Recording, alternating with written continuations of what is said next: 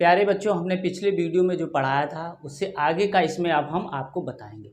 इसमें अब आपको बताने वाले हैं अभाज्य संख्याएं क्या हैं, जो नंबर सिस्टम में अधिकतर प्रश्न इसमें आते हैं। देखो बच्चों, अभाज्य संख्याएं क्या होती हैं, इनको हम समझते हैं। देखो, अभाज्य संख्याएं, अभाज्य संख्याओं को बच्चों रूढ़ संख्याएं भी कहते हैं। इन्हें क्या कहते हैं? रूढ़ संख्याएं। रूढ़ संख्याएं, और इंग्लिश में इन्हें कहते हैं प्राइम नंबर। क्या कहते हैं? Prime number. ये आपको सभी ये नाम जो हैं वो आपको पता होना चाहिए कि अभाज्य संख्या को रूढ़ संख्याएं और अंग्रेजी में प्राइम नंबर कहते हैं। देखो बच्चों, अभाज्य संख्या क्या होती है?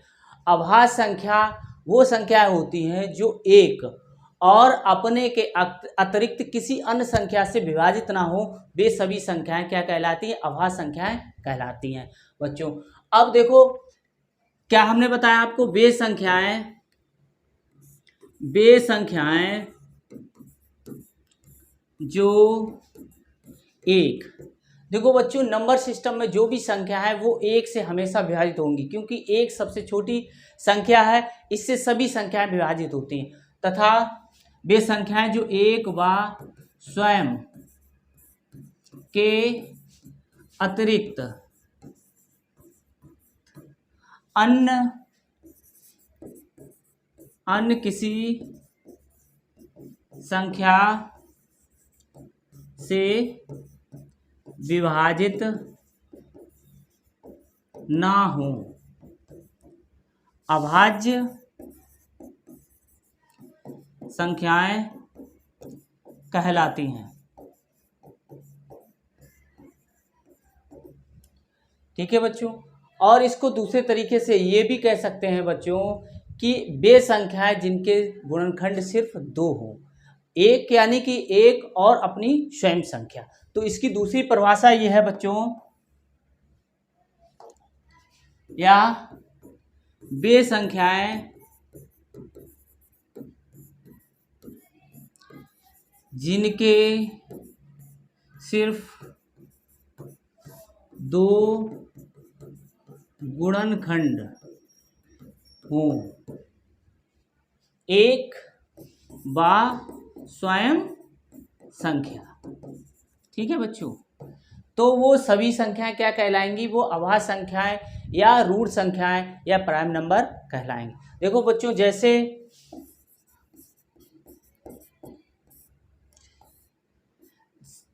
2, 3, 5, 7, 11 डॉट डॉट आगे ऐसे अभाज्य संख्याएं हमें मिलती हैं। देखो बच्चों, ठीक है। अब देखो, जैसे दो संख्या है तो दो संख्या के सिर्फ दो ही फैक्टर होंगे, एक और स्वयं वो संख्या।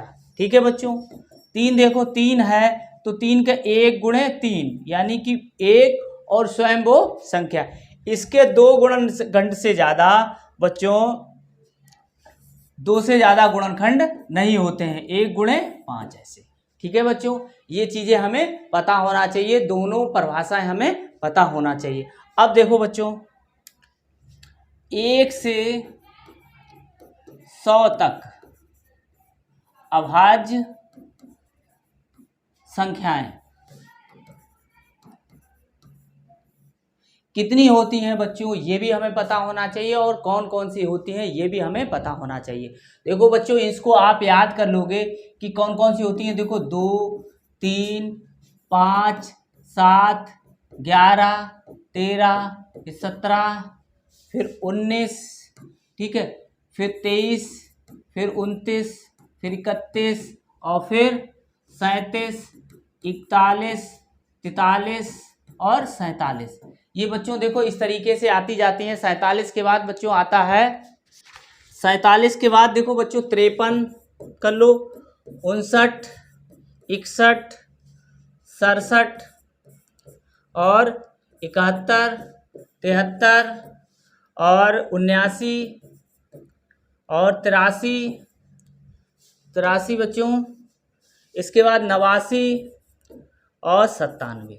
ये टोटल संख्याएं बच्चों कितनी हो जाएंगी? 25 हो जाएंगी। देखो गिनेंगे हम लोग, 1, 2, 3, 4, 5, 6, 7, 8 9 10 11 12 13 14 15 16 17 18 19 20 21 22 23 24 25, ये सभी कितनी संख्याएं प्राप्त हो गई? 25। तो 1 से 100 तक कितनी अभाज्य संख्या होती हैं बच्चों? 25 होती हैं। और 1 से लेकर 50 तक, यहाँ तक 50 होता है तो यहाँ होती हैं 15। ये टोटल जो है वो 15 है। और यहाँ से लेकर 50 तक 15 हो गई, और यहाँ से लेकर यानी कि 1 से लेकर 100 तक कितनी हो गई बच्चों? 25 संख्याएं होती हैं अभाज्य संख्याएं। ये हमें बच्चों पता होना चाहिए, ठीक है। और इसके आगे हम लोग देखते हैं, अब देखो बच्चों मुख्य बिंदु देखते हैं, महत्वपूर्ण बिंदु। महत्वपूर्ण बिंदु,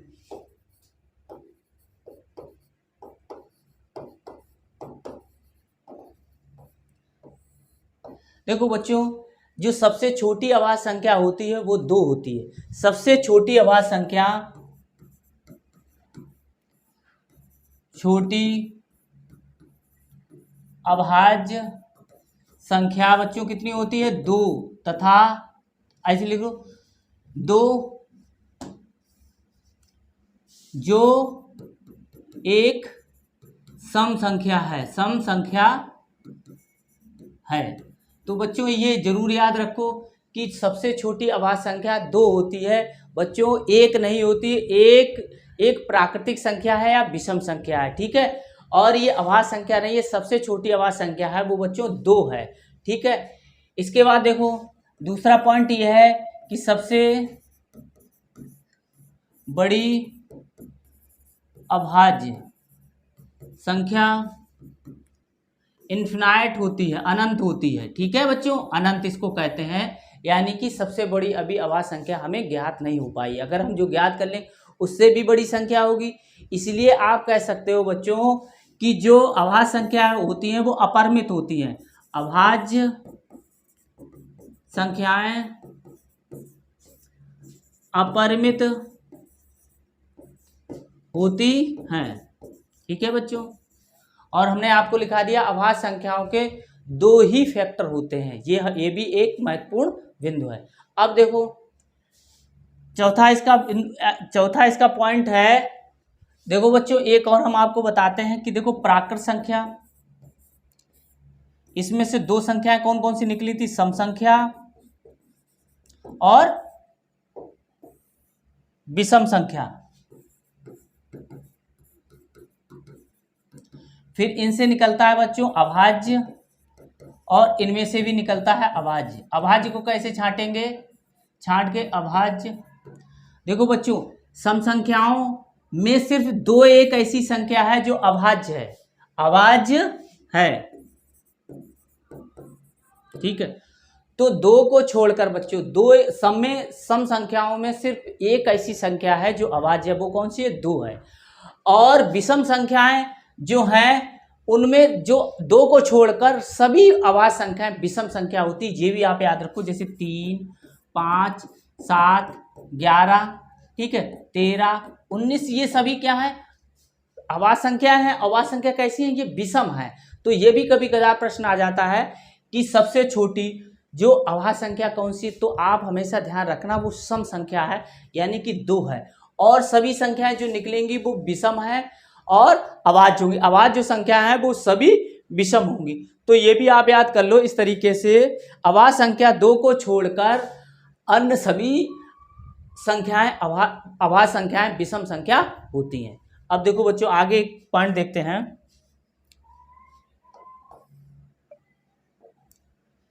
अगला पॉइंट है 5, 2 बार 3 2 क्रमागत अभाज्य संख्याएं होती हैं। आपसे जब भी पूछा जाए 2 क्रमागत अभाज्य संख्याओं की बताइए, या संख्या बताइए या संख्या बताइए, तो 2 व 3 ऐसी 2 क्रमागत अभाज्य संख्याएं हैं जो, ठीक है, ये अभाज्य संख्याएं हैं, ठीक। अब बच्चों देखते हैं, यदि अभाज्य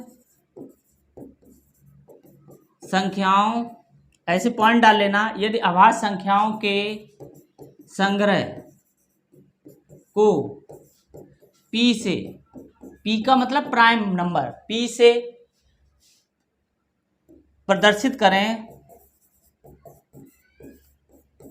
तब तो P बराबर क्या हो जाएगा बच्चों, देखो 2 3 5 7 11 डॉट डॉट डॉट इन्फिनाइट तक होगा। ठीक है, इस तरीके से आप प्राइम नंबर के समुच्चय को लिख सकते हैं, संग्रह को लिख सकते हैं। ठीक है बच्चों, सारे आपको पूर्ण संख्याएं, जिसको अंग्रेजी में कहते हैं होल नंबर। ठीक है बच्चों, अब हमने आपको प्राकृतिक संख्याएं बताई थी। प्राकृतिक संख्या कहाँ से शुरू थी बच्चों, 1 से स्टार्ट हुई थी, 1 2 3 4 5 9, ठीक है, डॉट डॉट इन्फिनाइट। अब बच्चों क्या है, इसकी परिभाषा जो है, इसको कैसे समझेंगे, यदि प्राकृतिक संख्याओं में हम जीरो को भी सम्मिलित कर लें तो इस प्रकार के बने संग्रह को हम क्या कहते हैं, पूर्ण संख्याएं कहते हैं। क्या कहेंगे, यदि प्राकृत संख्याओं के संग्रह में शून्य को भी शामिल या सम्मिलित कर ले तो इस प्रकार के संग्रह को पूर्ण संख्याएं कहते हैं। ठीक है बच्चों, अब देखो, यदि पूर्ण संख्याओं के संग्रह को, ये W, पहला W से प्रदर्शित करें तब, तो हम इसे कैसे इसको प्रदर्शित करते हैं, समुच्चय को 0 1 2 3 4 5 डॉट डॉट डॉट इन्फिनाइट। ठीक है बच्चों, देखो ये इतनी संख्या जो दे रखी है यहाँ, इतनी ये वाली, ये सभी क्या है, ये प्राकृतिक संख्या है बच्चों। ठीक है, प्राकृतिक संख्या में अगर हमने जीरो को भी शामिल कर लिया तो तब क्या बन जाएगा, ये पूर्ण संख्याएं बन जाएंगी। अब देखो बच्चों, तो सबसे अब इस महत्वपूर्ण बिंदु देखते हैं।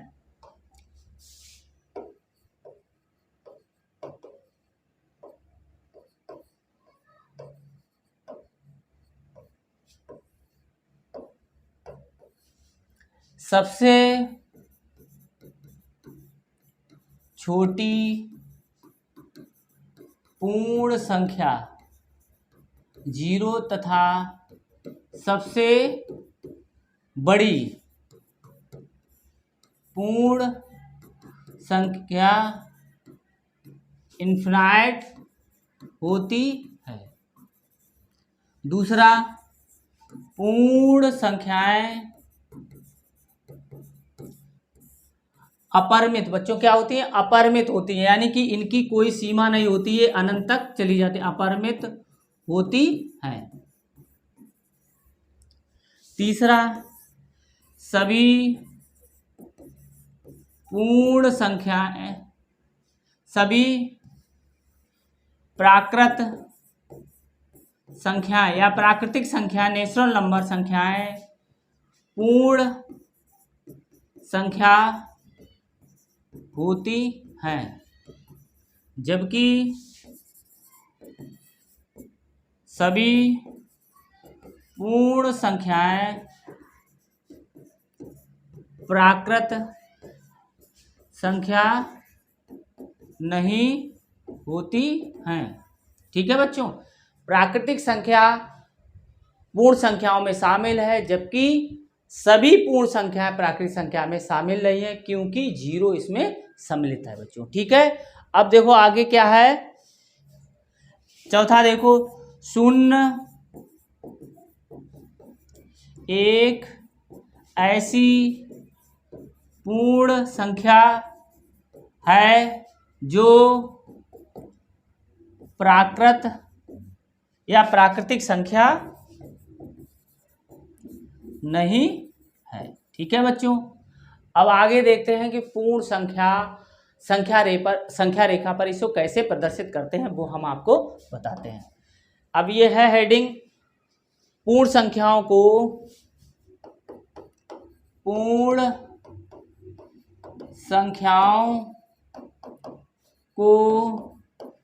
संख्या रेखा पर प्रदर्शित करना। कैसे करोगे बच्चों? देखो, ये एक संख्या रेखा होती है, देखो बच्चों ये, ठीक है, इसमें ये पॉइंट है, ठीक है, ये 0 है, ये 0, ये 1, ये 2, ये 3 और ये 4, ये 5 dot dot dot dot infinite. ठीक है बच्चों, इस तरीके से हम पूर्ण संख्याओं को संख्या रेखा पर प्रदर्शित कर सकते हैं। और दो क्रमागत पूर्ण संख्याओं में एक का अंतर होता है, ये भी आपको याद होना चाहिए। इनके बीच में एक का अंतर होगा बच्चों, ठीक है, इसमें भी एक का अंतर, इसमें भी एक का अंतर, ये भी एक का अंतर। तो आप लिख सकते हो पॉइंट डाल के कि पूर्ण दो क्रमागत पूर्ण संख्याओं में एक का अंतर होता है। ठीक है बच्चों, तो ये चीज है पूर्ण संख्या है। अब हम आपको पढ़ाएंगे पूर्णांक।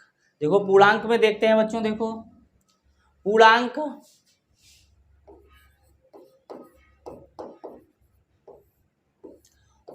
को इंटीजर कहते हैं, इंटीजर कहते हैं बच्चों, इंग्लिश में इसको इंटीजर कहते हैं। तो अब देखो बच्चों कि इंटीजर या पूर्णांक क्या होते हैं। पूर्णांक बच्चों दो तरीके के होते हैं, एक धनात्मक पूर्णांक, एक ऋणात्मक पूर्णांक। और जो पूर्णांक है, पूर्णांक और क्या क्या होती है, अगर धनात्मक पूर्णांक और ऋणात्मक पूर्णांक और जीरो को भी हम अगर सम्मिलित कर लें, एक संग्रह बना लें, तो ये सामूहिक रूप से ये पूर्णांक संख्याएं कहलाएंगी। तो इसी को हम लिख सकते हैं कि धनात्मक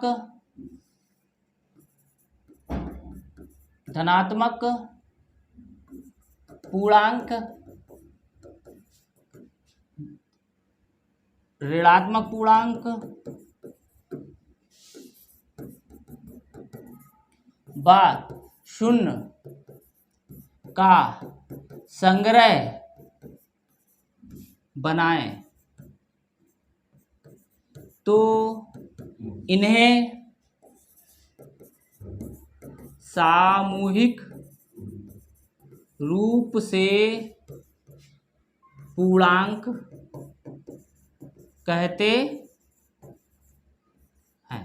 ठीक है बच्चों, अब देखो, अब बच्चों जो पूर्णांक है तो ये दो प्रकार के होते हैं, कैसे समझो। पूर्णांक जो हैं, पूर्णांक दो प्रकार के होते हैं, धनात्मक पूर्णांक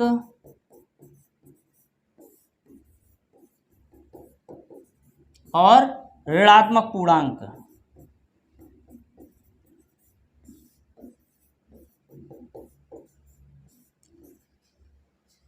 जो बच्चों हमारी प्राकृतिक संख्याएं होती हैं वे सभी धनात्मक पूर्णांक कहलाती। तो जो धनात्मक पूर्णांक हैं वो हमारी सभी प्राकृतिक संख्या होती। प्राकृतिक संख्या कौन कौन सी होती है? 1 2 3 4 5 डॉट डॉट डॉट इन्फिनाइट।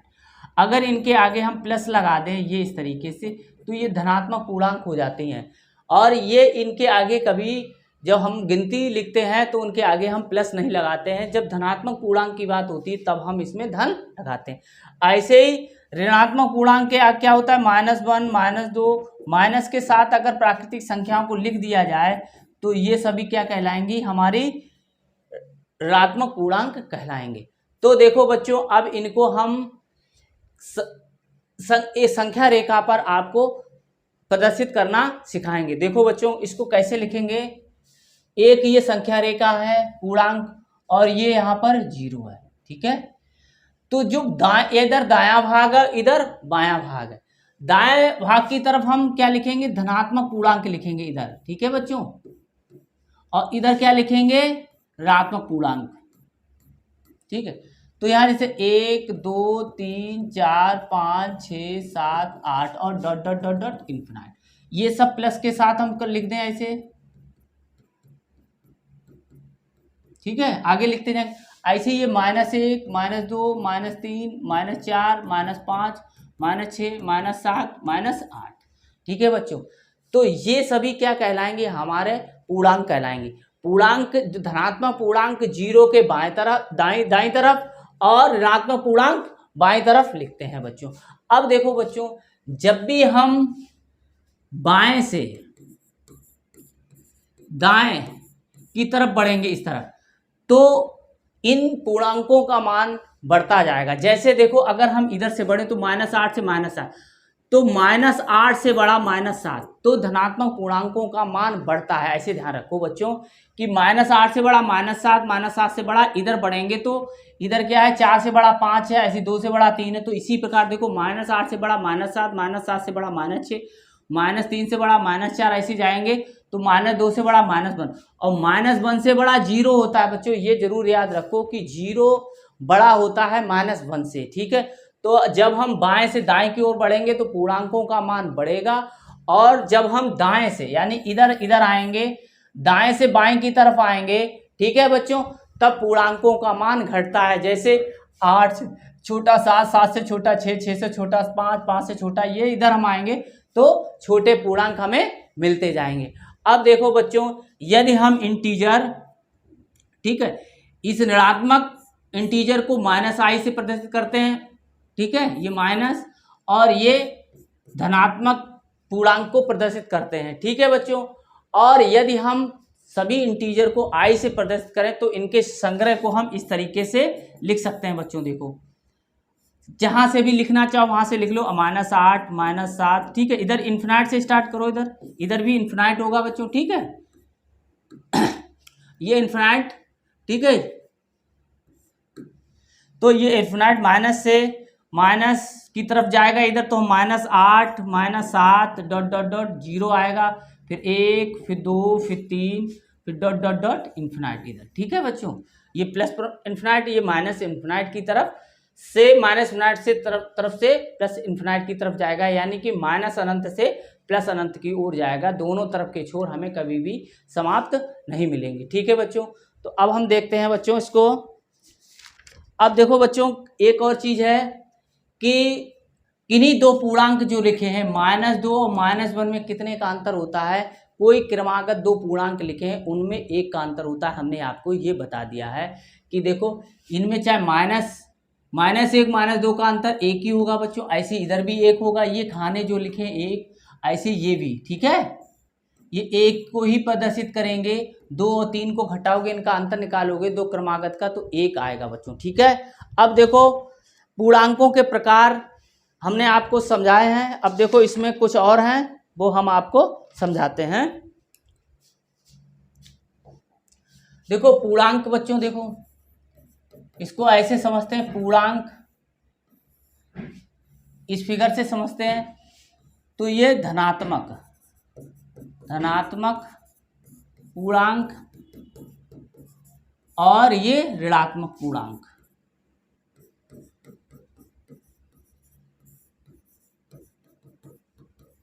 फिर हम इसको डिवीजन करते हैं। तो देखो, धनात्मक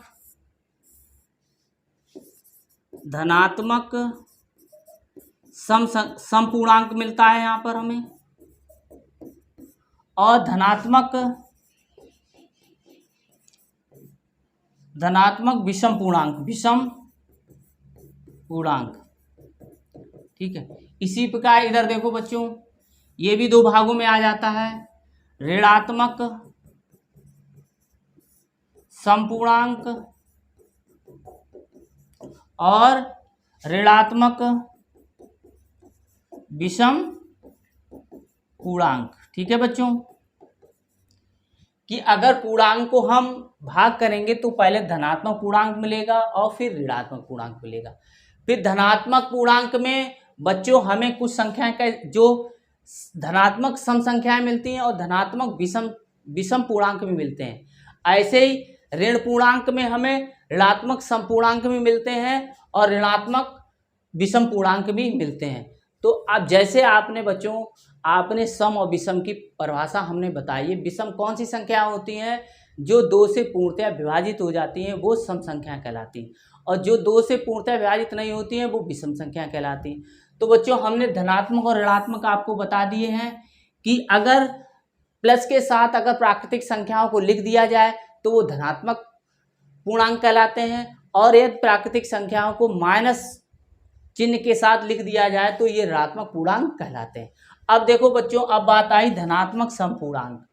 वे धनात्मक पूर्णांक जो 2 से पूर्णतः विभाजित होते हैं धनात्मक सम पूर्णांक कहलाते हैं। ऐसी बच्चों देखो ये बात आ गई यहाँ पर धनात्मक विषम पूर्णांक। वे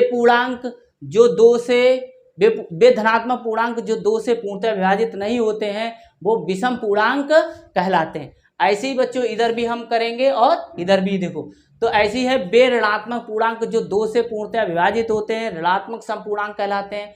वे ऋणात्मक पूर्णांक जो 2 से पूर्णतः विभाजित नहीं होते हैं वो ऋणात्मक विषम पूर्णांक कहलाते हैं। अब देखो बच्चों इनको हम आपको थोड़ा समझाते हैं, ठीक है। ये तो हमने समझा दिया आपको। देखो सबसे पहले हम बता रहे हैं आपको धनात्मक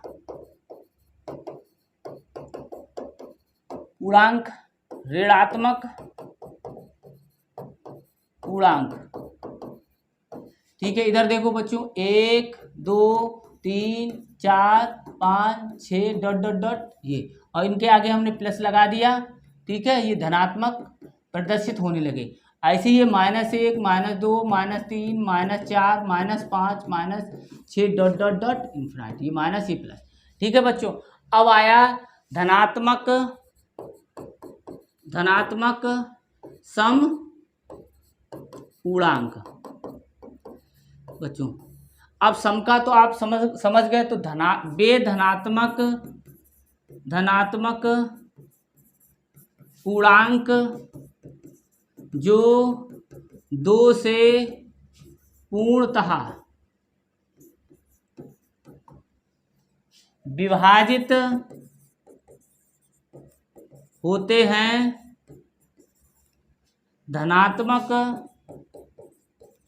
सम पूर्णांक कहलाते हैं। जैसे बच्चों +2 +4 +6 +8 +10, ये डॉट डॉट इन्फिनाइट तक चले जाएंगे, ठीक है। अब फिर देखो बच्चों, अब देखते हैं धनात्मक विषम पूर्णांक। धनात्मक विषम पूर्णांक, अब देखो वे धनात्मक पूर्णांक जो 2 से पूर्णतया विभाजित नहीं होते हैं, वे धनात्मक विषम पूर्णांक कहते हैं। जैसे बच्चों देखो विषम संख्या 1 3 ऐसी होती है, 1 3 5 7 9 11 इस तरीके से होती है डॉट डॉट। तो ये सभी कैसी हैं? धनात्मक जो 2 से विभाजित नहीं है, ये धनात्मक विषम संख्याएं कहलाती हैं बच्चों, ठीक है। अब बात आई बच्चों ऋणात्मक वाली। देखो ऋणात्मक सम पूर्णांक। अब देखो ऋणात्मक की बात हो रही है, जो ऋणात्मक पूर्णांक है वो 2 से विभाजित होना है। सम का मतलब क्या है? 2 से विभाजित होना चाहिए। तो हम क्या लिखेंगे? वे ऋणात्मक पूर्णांक जो 2 से पूर्णतया विभाजित होते हैं वे ऋणात्मक समपूर्णांक कहलाते हैं बच्चों। देखो कहलाते हैं, ठीक है। जैसे बच्चों देखो ऋणात्मक संख्याएं, जैसे अब सम तो लिख लेंगे 2 4 6 8 10 डॉट डॉट डॉट डॉट, ठीक है बच्चों। तो इनके आगे माइनस लगाएंगे, ऋणात्मक सम, ठीक है, सम पूर्णांक है, पूर्ण संख्याओं में है बच्चों, इसलिए ये सभी ऋणात्मक पूर्णांक हो गए बच्चों। अब देखो बच्चों ऋणात्मक समपूर्णांक और ऋणात्मक विषम पूर्णांक हम देखेंगे। ऋणात्मक विषम पूर्णांक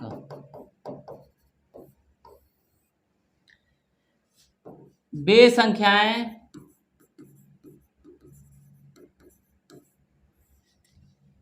ऐसे नहीं से बच्चों, वे ऋणात्मक पूर्णांक जो 2 से पूर्णतया विभाजित नहीं होते हैं, ऋणात्मक विषम पूर्णांक कहलाते हैं। जैसे बच्चों देखो कौन कौन सी, देखो -1 -3 -5 -7 -9, ठीक है, डॉट डॉट, इस तरीके से जो संख्याएं होंगी वो ऋणात्मक विषम संख्याएं, विषम पूर्णांक कहलाएंगे बच्चों, ठीक है। अब देखो इसमें क्या है,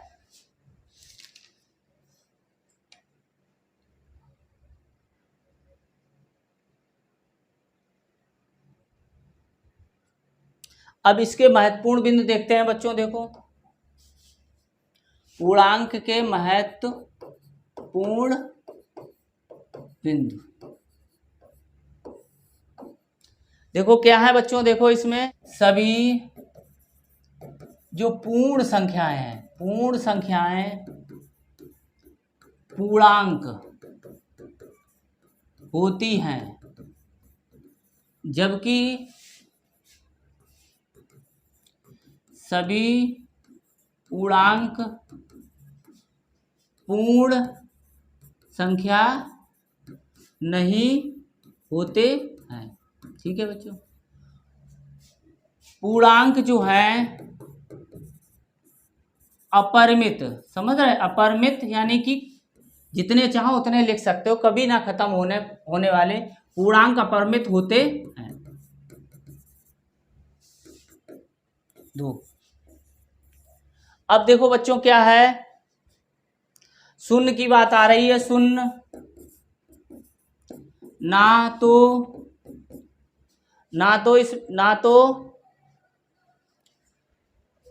तो धन पूर्णांक है बच्चों, धन पूर्णांक, और ना ही ऋण पूर्णांक है। ये जरूर आप याद कर लो, क्योंकि ये अधिकतर पूछा जाता है कि शून्य क्या है, सम संख्या है, विषम संख्या है, धन पूर्णांक है, ऋण पूर्णांक है। तो सम याद रखो, शून्य ना तो धन पूर्णांक है ना ही ऋण पूर्णांक है, शून्य एक क्या है, पूर्ण संख्या है बच्चों, ठीक है।